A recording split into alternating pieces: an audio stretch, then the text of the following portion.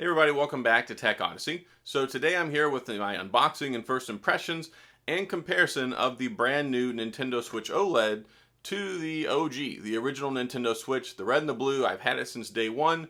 So we're going to take this one out of the box. We're going to take a look at it. I got the cool white colored one.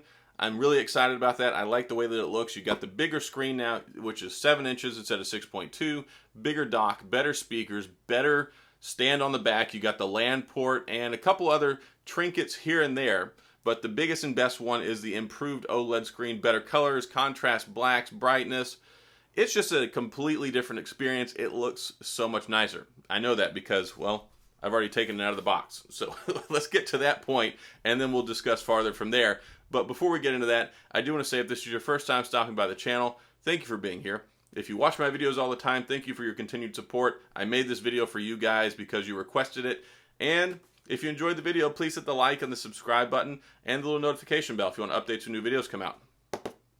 Now, well, let's go ahead and see what's inside the box.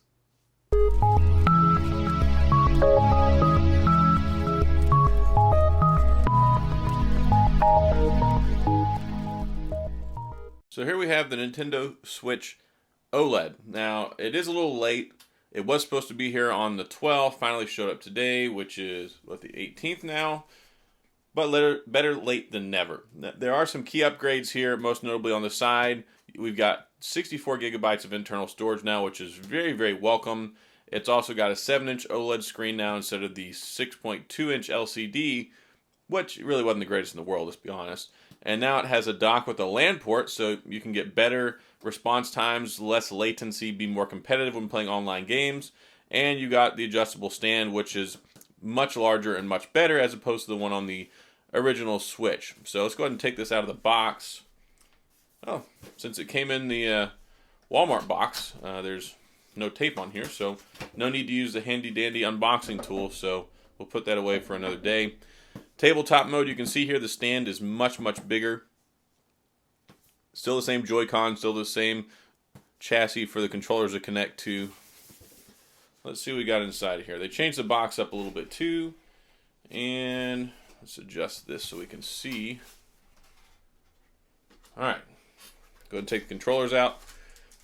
Mine actually showed up a little bit later. I had originally ordered a red and blue one because they were out of these, and then I found this one, so I opted for this one instead. I like the way this one looks with the white controllers as opposed to the red and the blue. Still the same stuff, the same little slide configuration where they dock onto the sides. That way you can continue to use all of your old accessories.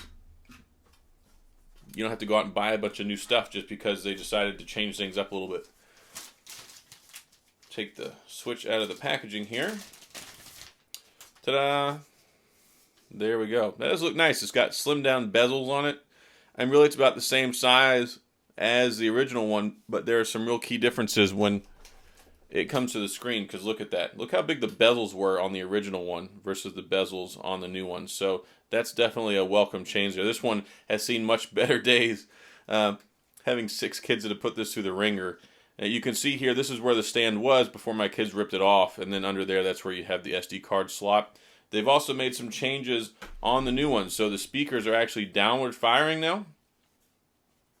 And they're kind of angled a little bit better, so they are improved speakers.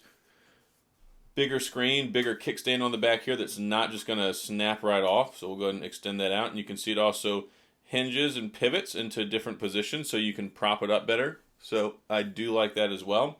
And then we've got the SD card slot is right here on the back now. So fundamentally in the same place, but a little bit easier to get to, I think, and not obscured by the stand. So there we go. Still got the power button up top, volume rockers. This is where the heat comes out, and then the game card slot, headphone jack. And I press the power button, so of course it's going to turn on. Let's put the controllers on here. I like that sound. Always have. There we go. So now I'm going to have to get this thing set up and migrated over. This is just a... That's loud. The screen is definitely bigger and brighter. Like, I am a fan of this. It is way, way nicer. It's still only 720p, but it's a lot nicer. Take a look at this. Look at the brightness on these. That is substantially better. Wow. That's just crazy. Let me double check. I think the brightness is all the way up. Screen. Oh, never mind. It's way down. Auto brightness stuff. Okay, never mind. I'm gonna be less excited now. Here we go. So this one's probably on auto brightness, but it looked way brighter. So once we get this set up, I'm gonna turn it up and want to see exactly how much better it looks. But just straight out of the box, much more impressive. So I'll have to get this set up. Set this off to the side for now. Finish the unboxing so you can see what else is in here. I know you don't really care much about the manual and the wires and all that stuff. Still got the same old power cable here with the Nintendo brick. So we've got that going for us. And then we've got our Nintendo HDMI cable, so cool there. We got the controller frame or chassis, whatever you want to call it. Those lock into place on here. So you just pop those on and then it turns into a handle if you've never seen this before. And you've got the little Joy-Con caps. You can put these on the end. They've got the LR buttons. Those go on the edge of the controller. And then it turns into an L and R button and you can use it that way. And then in here we have the new dock. And this one is white too, so I like the way this looks. Wait a minute, that's not white. Yeah, it is white. Okay, cool. This is supposed to be new and improved. This is nice. You've got two USB type A slots out here. Hopefully there's better ventilation on this, and it's not like the original stand that was scratching up the Nintendo Switches. Then you've got a place for the wires to come in here. Well, that still comes off just as easily. Piece of plastic trash. HDMI out, AC adapter, and then the LAN cable there now. So pretty neat. I guess this doesn't hinge anymore. I guess it does just pop off. I don't have my other one out here to do a comparison on, but there you go. You've now seen it. If I can get this back on there properly. There we go. So, ta-da! New dock. And actually, I'm not too crazy about this. I'm not going to be plugging mine in to the LAN cable more than likely. I've got actually a smaller aftermarket Nintendo Switch dock I have in my room. This one may just go in the living room. I don't know. But either way, it's cool. It's nice. It's color coordinated. And it's improved. And you have that LAN port.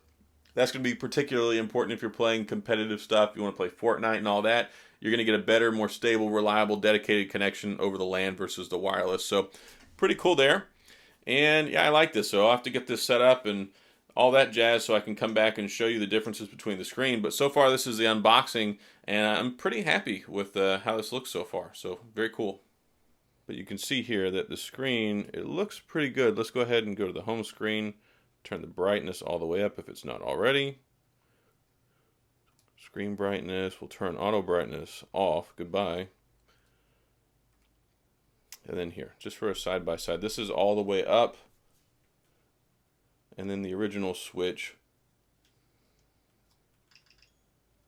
This one should also be all the way up. But definitely the colors are better. The blacks are better. The contrast is better.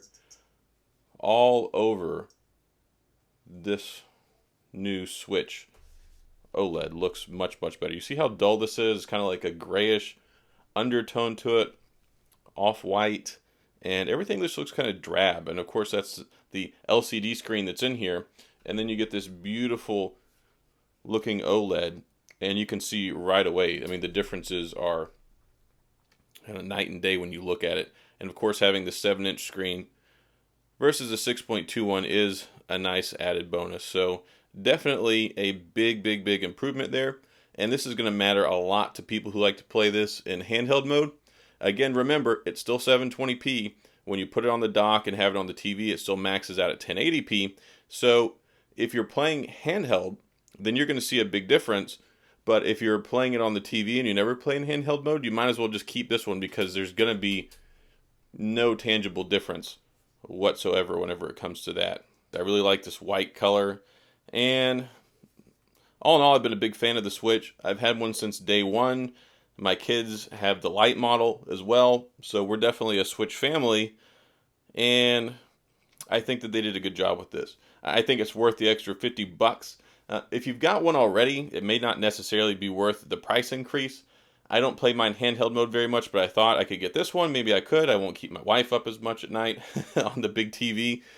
And I can play handheld like the old school days, which is perfectly great for that. And it's basically like everything you always wanted. If you were a Game Boy player, if you were a Game Boy Advance player, Game Boy Advance SP, the Nintendo DS, this is the best of both worlds because finally you have a handheld full-size console that you can also turn into a TV console. So great work here, and I like what they did with it. I think it's pretty nice. It even seems like it's a little more tight with the Joy-Con connection, not as loose, and it just feels more sturdy. I think it is better quality craftsmanship, and again, this little stand on the back is much improved over the rinky-dink one that was on the original. So there we have it with the unboxing and first impressions and comparison between the Switch OLED and the original Switch.